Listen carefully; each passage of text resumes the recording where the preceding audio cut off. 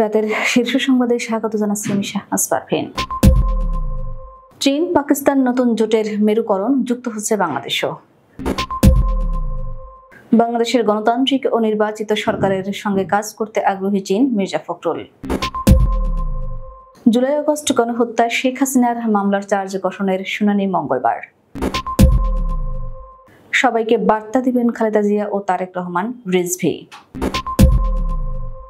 আসিফের অস্ত্রের লাইসেন্স পাওয়া নিয়ে স্বরাষ্ট্র উপদেষ্টা বললেন, আইনটা দেখিনি। নির্বাচনে আচরণ বিধির খসড়া প্রকাশ 10 জুলাইয়ের মধ্যে মতামত চেয়েছে ইসি। সাবেক মেয়র আইভীর রিমান্ড শুনানি পেছালো।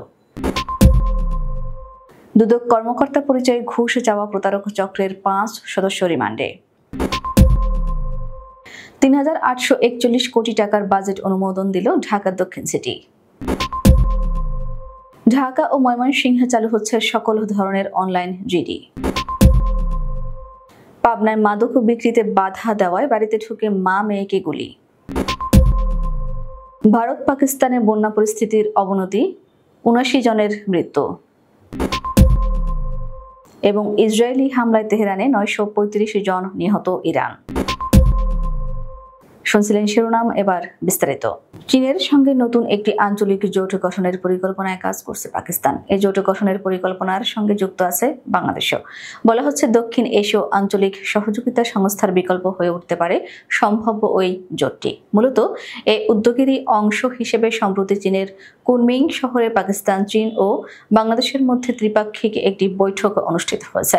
সোমবার এক প্রতিবেদনে এ তথ্য জানিয়েছে পাকিস্তানের সংবাদ মাধ্যম এক্সপ্রেস ট্রিবিউন। সংবাদ মাধ্যমটি বলছে, পাকিস্তান ও চীন বর্তমানে একটি নতুন আঞ্চলিক জোট গঠনের পরিকল্পনায় একসঙ্গে কাজ করছে, যা দক্ষিণ এশীয় আঞ্চলিক সহযোগিতা সংস্থার বিকল্প হয়ে উঠতে পারে। ইসলামাবাদ ও বেইজিং এর মধ্যে এ বিষয়ে আলোচনার এরই মধ্যে অনেক দূর এগিয়ে গেছে। দুই দেশের মতে দক্ষিণ এশিয়ায় বাণিজ্য ও যোগাযোগ বাড়িয়ে আঞ্চলিক সংহতির জন্য নতুন একটি জোট সময়ের দাবি। বিএনপির মহাসচিব মির্জা ফখরুল ইসলাম আলমগীর বলেছেন, বাংলাদেশের একটি নির্বাচিত ও গণতান্ত্রিক সরকারের সঙ্গে কাজ করতে চীন ভীষণ আগ্রহী। তিনি বলেন, চীন বাংলাদেশের অকৃত্রিম বন্ধু। বাংলাদেশে তাদের ব্যবসা বাণিজ্য প্রচুর বিনিয়োগ রয়েছে। একটি নির্বাচিত সরকারের সঙ্গে এই বন্ধুত্বপূর্ণ সম্পর্ক বজায় রেখে চীন বাংলাদেশে আরও বেশি বিনিয়োগ, নানা খাতে সহায়তার কথা জানিয়েছে।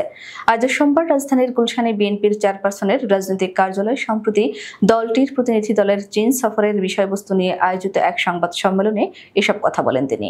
সংবাদ সম্মেলনে আরো উপস্থিত ছিলেন দলটির স্থায়ী কমিটির সদস্য মির্জা আব্বাস, গয়েশ্বরচন্দ্র রায়, ভাইস চেয়ারম্যান সালিমা রহমান প্রমুখ। জুলাই আগস্ট গণ অভ্যুত্থানের সময় মানবতাবিরোধী অপরাধের মামলায় শেখ হাসিনার বিরুদ্ধে অভিযোগ গঠনের শুনানি আগামীকাল মঙ্গলবার সরাসরি সম্প্রচার করা হবে। সোমবার আন্তর্জাতিক অপরাধ ট্রাইব্যুনাল সূত্রে এ তথ্য জানা যায়।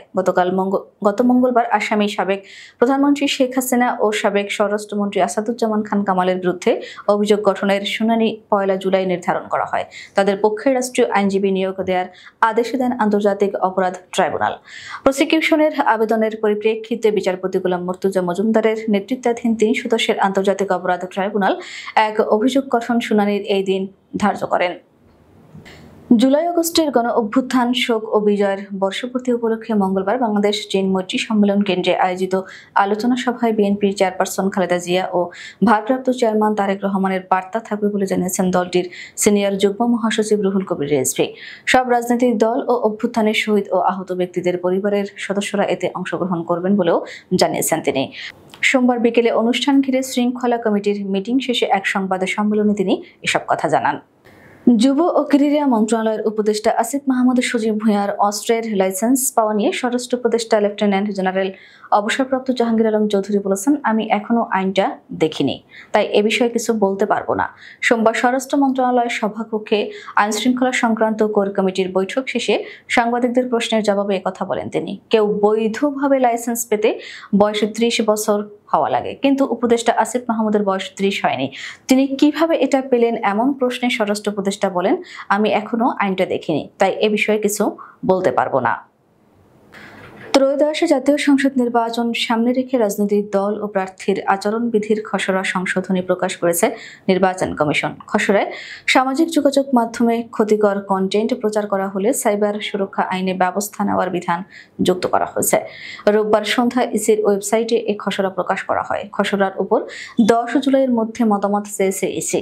দেশের যে কোনো নাগরিক এর উপর মতামত দিতে পারবেন। আগে কেবল রাজনৈতিক দলগুলোর মতামত চাওয়া হতো। বর্তমান নির্বাচন কমিশন যে কোনো নাগরিকের মতামত দেওয়ার সুযোগ রেখেছে।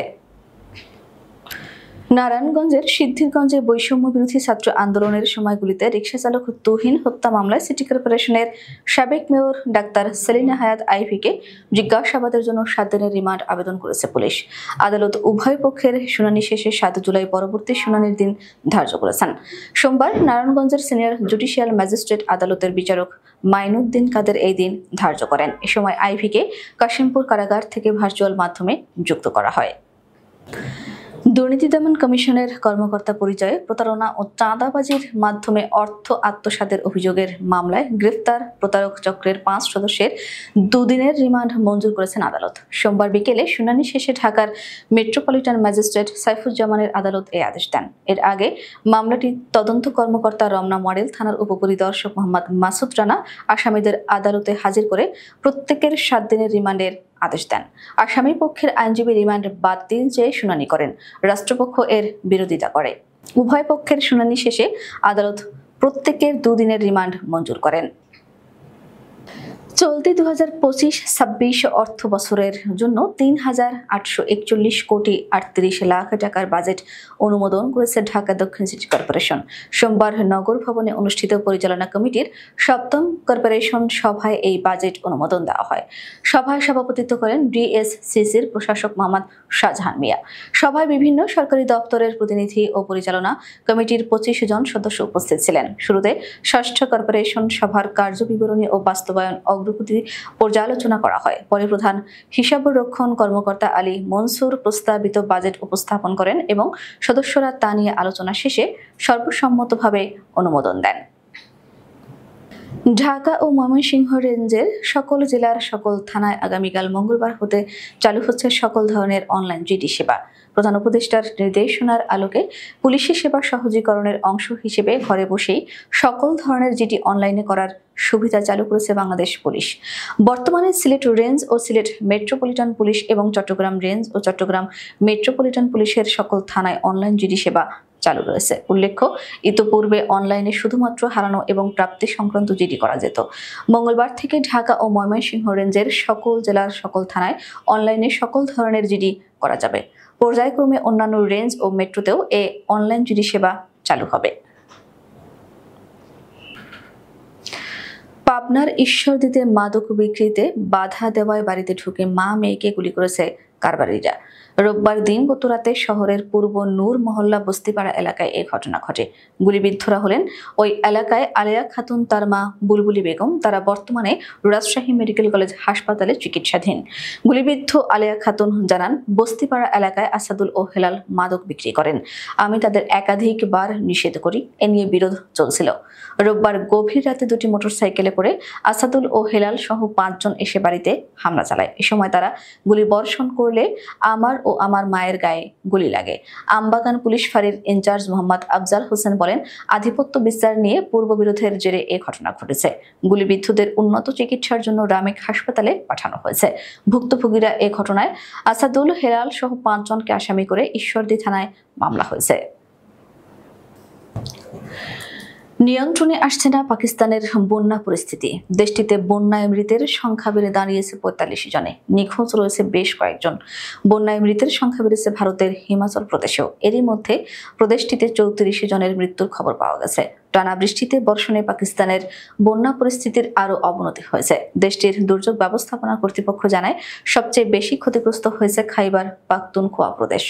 আকস্মিক এ বন্যায় শুধুমাত্র সোয়াত উপত্যকাতেই ভেসে গেছে কয়েক হাজার ঘরবাড়ি। নিঃস্ব হয়ে পড়েছেন নদী পারের হাজার হাজার বাসিন্দা। পাঞ্জাব প্রদেশে বন্যার পানির তোড়ে বাড়ির ছাদ ও দেয়াল ধসে প্রাণ গেছে অনেকের। সিন্ধু ও বেলুচিস্তান প্রদেশেও বেড়েছে হতাহত। ইরানে ইসরায়েলের হামলায় কমপক্ষে 935 জন নিহত হয়েছেন। সোমবার আল জাজিরার খবরে এই তথ্য জানানো হয়। ইরানের বিচার বিভাগের মুখপাত্র আসগর জাহাঙ্গীর বলেন, সর্বশেষ ফরেনসিক তথ্যের ভিত্তিতে জানা গেছে ইসরায়েলের সঙ্গে ইরানের 12 দিনের সংঘাতে 935 জন নিহত হয়েছেন।